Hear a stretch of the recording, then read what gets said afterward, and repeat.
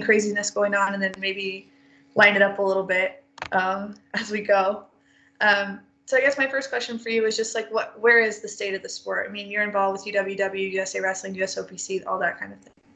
Well, the state of our sport is incredibly solid, right? I mean, heading into this challenge, I think I've had many interviews where I said that I thought that we were in unprecedented times for our sport when it came to comes to the excitement about women's participation in wrestling, the interest in our sport, the relevancy of wrestling at the international level and at the International Olympic Committee level, the efficiency and the changes that have been made at the International Federation and at USA Wrestling, as well as advancements that the sport has made at the very grassroots level. I think the state of our sport is incredibly solid. Obviously, wrestling doesn't do well in situations where social distancing and isolation is required, at least from the perspective of how we imagine wrestling right now. I think it gives us a great opportunity right now to reimagine a lot of things in our sport, reimagine how we train, how we even interact with one another. And I think it's, the state of our sport is solid.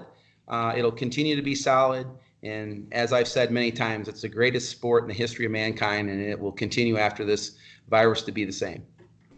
Yeah, like I mentioned, you are part of the USOPC board. You've been on a lot of calls recently in the last few days. What are some things that you're hearing moving forward with, whether that be Olympic trials for all sports or the Olympics itself? Well, obviously, the big question now is what's going to happen with this summer's Olympic Games in Tokyo. And a lot has been written, a lot of positions have been made. I think we had some great movement yesterday by the International Olympic Committee to start to put a timeline and the reasons for the somewhat of a delay in terms of making the ultimate decision on whether the games this summer are going to go on. So that primarily the big question now is, what is the status of the Olympic Games? And there was some conversation early on that a postponement wasn't possible, and I think that's why you saw a pause from a lot of organizations to say, wait a minute, we're not willing to make that decision yet. And certainly I think over the next month, obviously all the precautions and the experts will be evaluating the situation in Tokyo and make the best decision for athletes. But I think for right now, and it's a position that our sport's taken, is we've heard loud and clearly from our athletes that if the games are going to take place, that they want to participate. And certainly we're going to do everything in our power to help make that happen.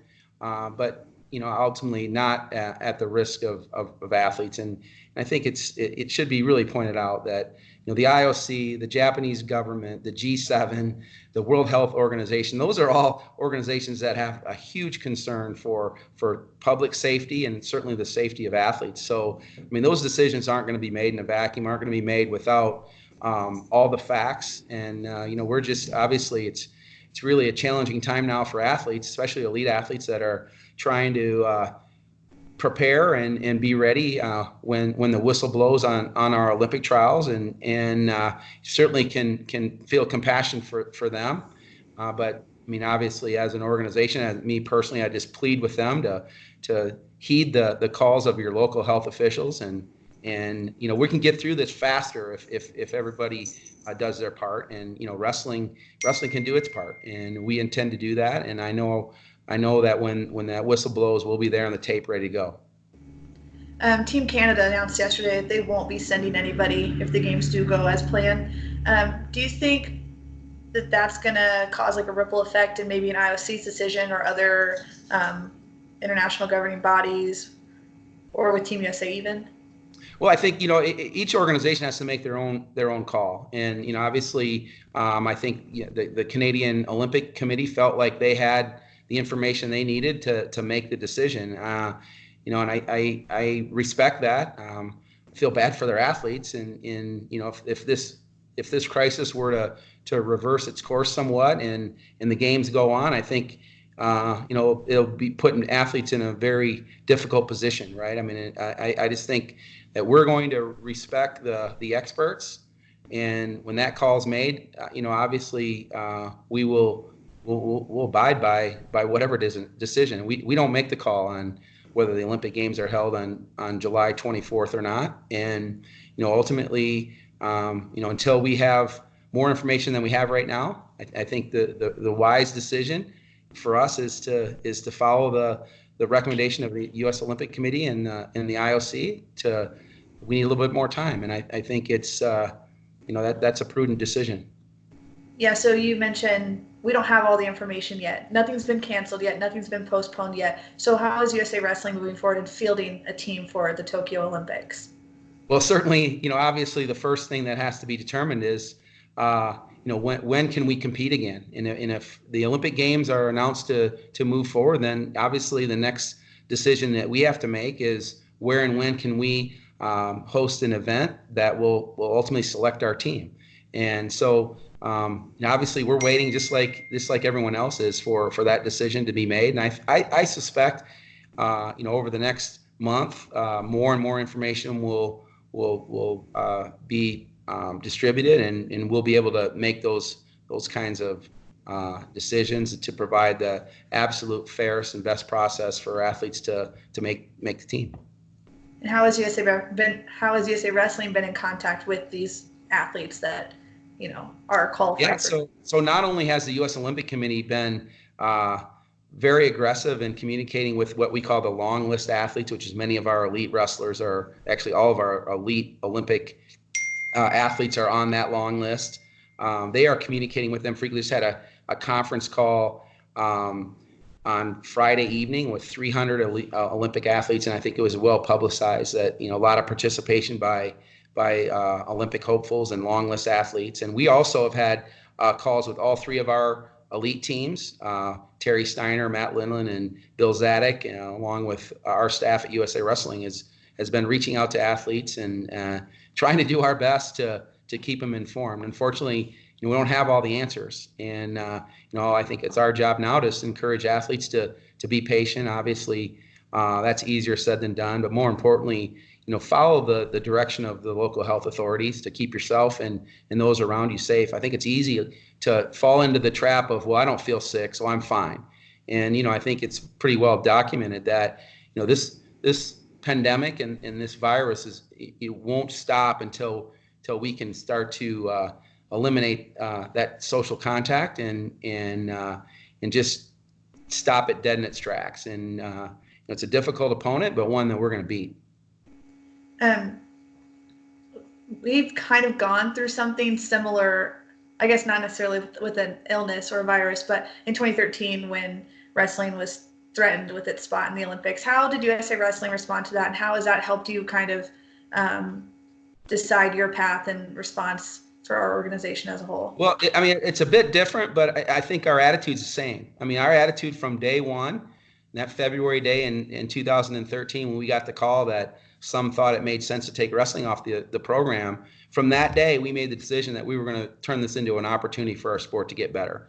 And I think we need to approach this challenge the same exact way. This will be an opportunity for us to look back. We'll be judged by those that are looking at our sport and how we respond, but it's going to be an opportunity for us to reimagine a lot of things. The art of possibility is infinite, and I think that there's going to be a lot of new techniques that are developed. There's going to be, I'll tell you one great thing that we're doing right now, and just a little plug for our coaches education program, but all USA Wrestling's bronze and copper coaches certification programs are free now to every member. And we're really, really encouraging not only our adult members to go through those courses and learn more and become better equipped to be coaches, but we're encouraging athletes to do the same. Young athletes, if you're 9 years old and have a USA Wrestling card, we encourage you to be a copper certified coach or a bronze certified coach. And we think that this, they talk about the baby boom. Maybe this will be the great coaching boom. And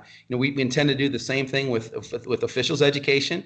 Use this as an opportunity for us to do things that normally we couldn't. And the good news for USA Wrestling specifically is that we've been preparing for this day. And obviously, no one could have imagined that there was anything that could bring wrestling as we know it to a screeching halt. But we've been preparing for this day. We've been setting aside resources and developing a rainy day fund so that if troubled times hit the organization, we can respond. We can keep the sport going. And today, we went to the cloud, as you know, this month or this year. And just last week, I mean, our staff is working 100% remotely. You call USA Wrestling, you'll talk to Karen Robinson. And if Karen Robinson, you say you want to talk to Taylor Miller, she'll transfer you to Taylor Miller. And our sport's continuing. And, it's our job now as those that are, in the service industry serving our sport, is to serve the sport. It's our time to step up and shine. We can provide these opportunities for people to become more immersed in wrestling, learn more about our history, learn more about the future of coaching. And I think, our sport has an immense resource of creativity, right? Some of the best. I think that's one of the common themes around elite wrestlers and people that have participated in our sport is creativity. And I think we're going to see creativity that would have never happened without this kind of forced isolation and this ability to kind of think about those things. So, as an organization, we're strong. We just had a conference call on Tuesday with 93 of our state chairmen, all state chair people, all asking the same questions about what do we do, how long are we laid off, and I think are we not participating? And I think the thing that we have to find that perfect balance, right? We have to find that perfect balance that. The easy thing probably for us is, hey, everything's canceled for a year and let's come back strong next year. But that's, I think the responsible thing is for us to be as transparent and communicative as we can with our constituents, that we're not canceling events we don't need to cancel yet. Yeah, we might need to, we're going to have to reimagine our Olympic trials for sure. But, for us to say, we're going to start canceling events beyond the dates that we've canceled, I think I don't think that's necessary yet. It might happen, but we don't want to be in a situation that when this virus or this challenge or crisis reverses itself, that wrestling isn't one of the first sports to be able to step on the tape and go, knowing that we're providing a safe environment for athletes to participate. And we won't compromise on that for sure. And USA Wrestling has implemented a COVID-19 task force. Or what was the word that you guys are calling it? Was it task force? Yeah, I guess task force. Yeah. Okay. Anyway, what's that look like, and what kind of information are you getting from them? It's not a big task force, but I'll tell you, it's got some horsepower, led by Tom Price, Dr. Tom Price, former Secretary of the Department of Health and Human Services, who managed the largest segment of American government, 76,000 employees, and in a budget bigger than the Department of Defense, and someone that is incredibly wise in this area and has been unbelievably active with us in this committee. Made every call, gave his true advice, and he, along with John Bartis, who many know as a wrestling guy, but John is one of the more gifted healthcare professionals in the United States of America, and was served ironically under Tom at the department as the undersecretary, and Dr. Bernie Feldman, who brings an expertise in our sport that's unparalleled, along with staff members that are trying to facilitate as best we can to make sure that we're keeping USA Wrestling on the right course and the right path. But I think the message that is really important to hear is that we're watching this daily, literally hourly, and we're going to make conservative decisions on, and certainly never ever put our members or our athletes in harm's way. And the reality of this situation, it's bigger than ourselves. It's bigger than our sport. This is a societal issue that we want to be great citizens, and we want to be great role models, so that when this is all said and done, people will look back and say, remember how USA Wrestling or how wrestling responded? There's a sport that probably is as challenged as anybody in this environment, right? I challenge you to tell me what sport's more physical, but I promise you, we're going to come out of this with innovation and advancements in our sport that will serve the next generation. So just to lighten things up a little bit, turn our attention away from COVID-19. You were at one of possibly the last sporting events on earth with the Pan Am Olympic Qualifier. Can you just talk about the success that you saw from USA Wrestling there?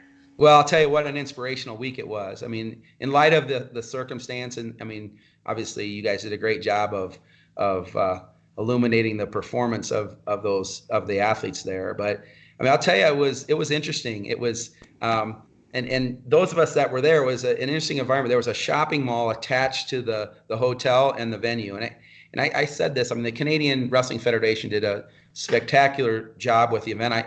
I I said this a couple of times. I think it was the best conditions for any wrestling event I've ever attended. The food was great, the accommodations were great, all the fitness facilities were available at a high level shopping mall with tons of food options, and I went into a store the morning of the last day, and I had my credential on, and the store worker came over and said, "Hey, what brings you to town?" I said, "Well, I work with USA Wrestling. I'm here for the wrestling tournament." "Oh," he said, "that event across over there, that's the last sporting event on earth right now." And so yeah, and it's and maybe not such a serious note. I mean, we had a long, hard conversation with our international federation about what we were doing there, and in fact spent I was on a call late into the night before the event with President Ned Lalovic, who obviously wanted to make sure that we had all the information, that the correct healthcare officials were involved in the decision, and he required the Canadian Wrestling Federation to get all those assurances that we weren't putting athletes in harm's way, and based on the information we had at the time, that it was advised that they're probably in more danger traveling home than being there, because they had been there for already a week anyway, and so that was the decision that was made, and as right, we talked to the athletes that were there about, hey, we're here to support you, whatever your decision is, we got your back, and there wasn't an ounce of hesitation. Every single athlete said the exact same thing. I'm here to qualify this weight for my country, and did a spectacular job. Obviously didn't win every single match, but dang near all of them, and just a spectacular performance. I think there's so many reasons to be optimistic about the performance that this team will have when the games take place, and if that's in July and August when we actually wrestle, or at another time, we're going to be ready, and the talent of the American wrestler right now is, I think, at an all-time high. Let's just move into, I've been given questions by your coworkers. All right, great. Get to know you a little more. So one of them was, you started at USA Wrestling as an intern, but you almost never even got it. Okay, can you tell us about your first day? Yeah, so I mean that's funny. That is a funny story. So in July of 1988, I was finishing up my college degree at the University of Wisconsin La Crosse, where, no, I wasn't a college wrestler. I wrestled all through elementary school and high school, and decided to play baseball in college. And I played baseball a couple of years in college, but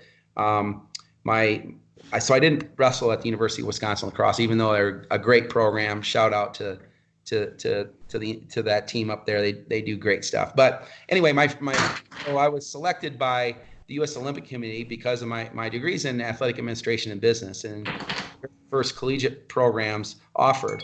And so I was selected by, at the time, a guy named Ben Bennett, who was at USA Wrestling, great guy, and God rest his soul, just passed away this past year.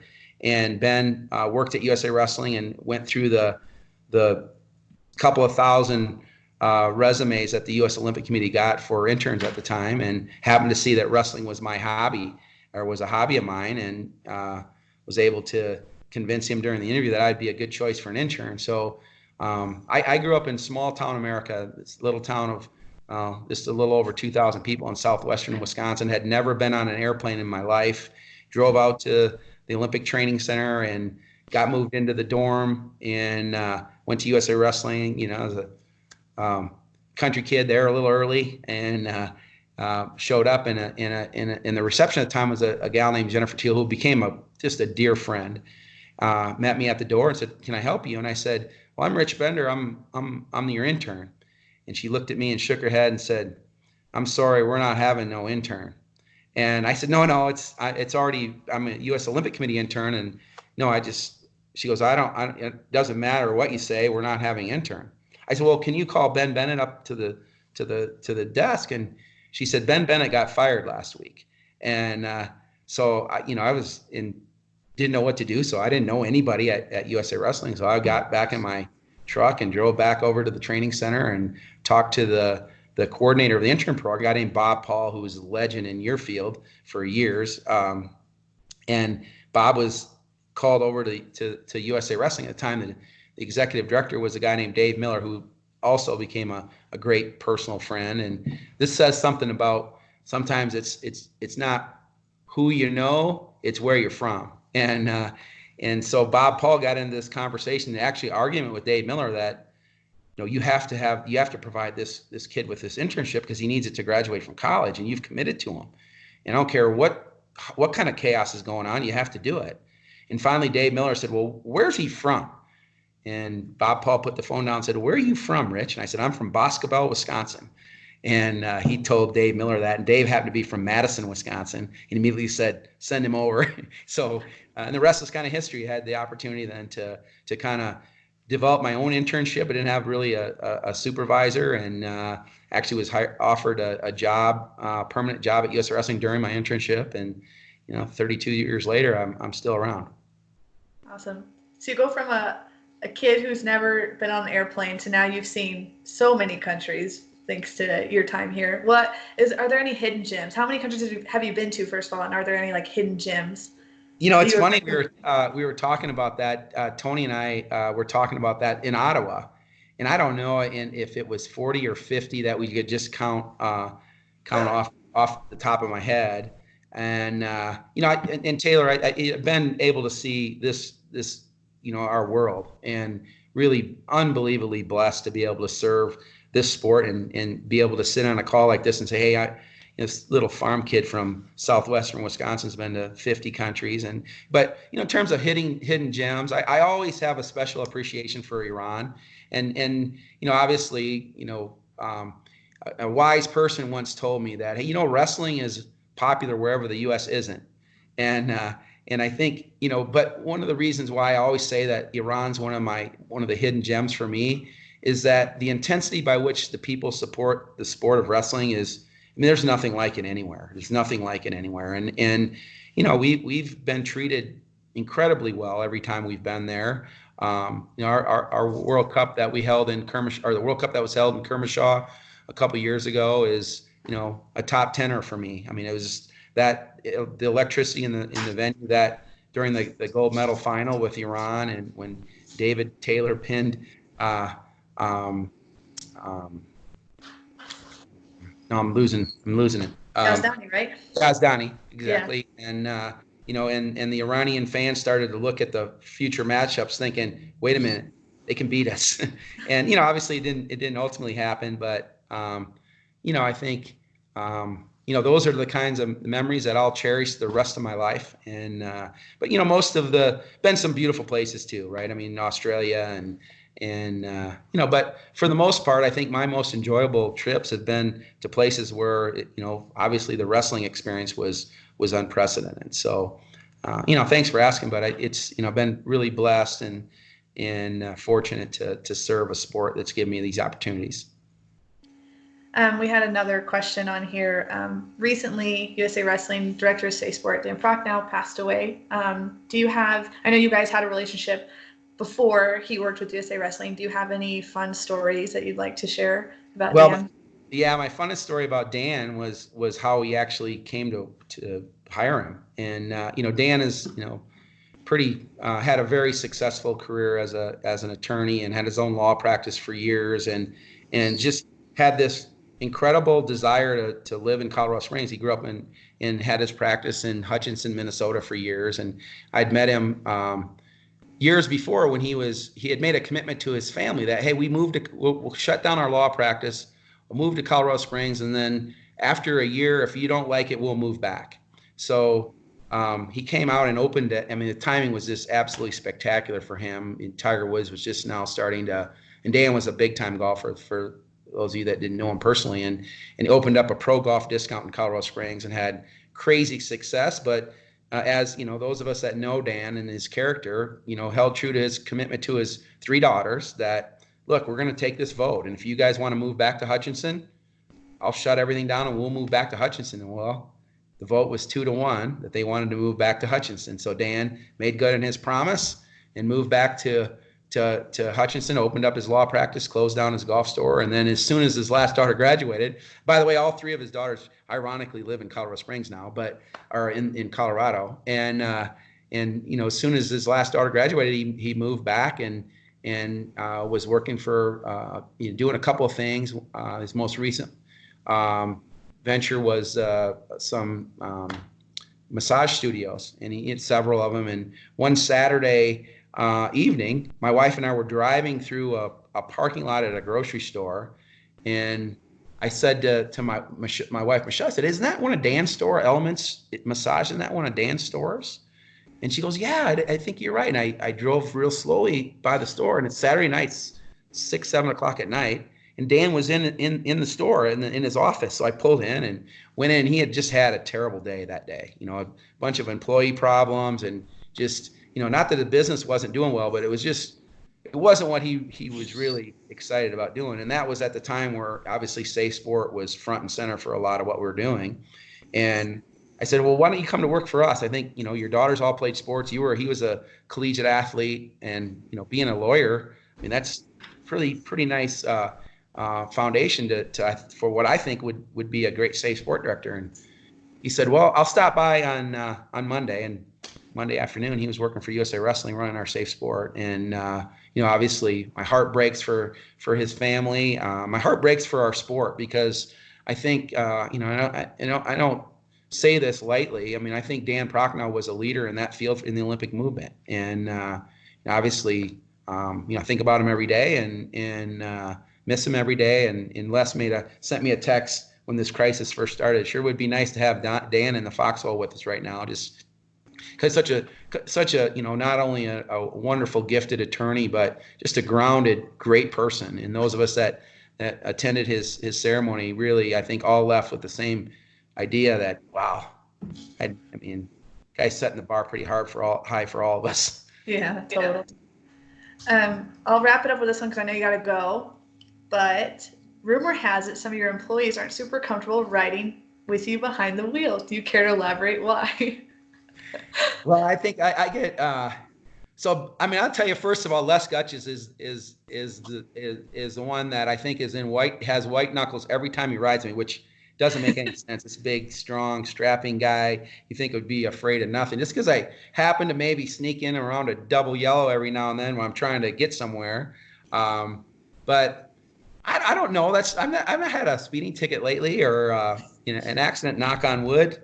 But I did have a situation where I had a co-pilot, and maybe I will name his name. Ryan Johnson was supposed to be my co-pilot, and we were coming back from an NCAA tournament with very little sleep, and said, "Ryan, you got to hang with me here, because we were going through a really tight construction area, and I was really, I mean, I wasn't as alert as I should have been, and I kind of lost a little of my focus and hit something in the road and blew 2 tires, and I turned to Ryan. I said, "Ryan, you're supposed to keep me alert." He said, "Well, you were just talking."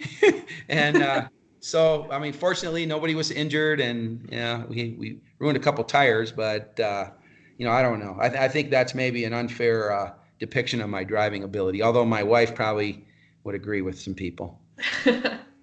Awesome. Well, Rich, thanks for your time. I know you have a bunch of important calls to get on, but thanks for sitting down with us for a little bit. Appreciate it. Yeah, great, Taylor, and thank you for what you're doing. I think it's like I said earlier, this is a big opportunity for our sport to step up and lead.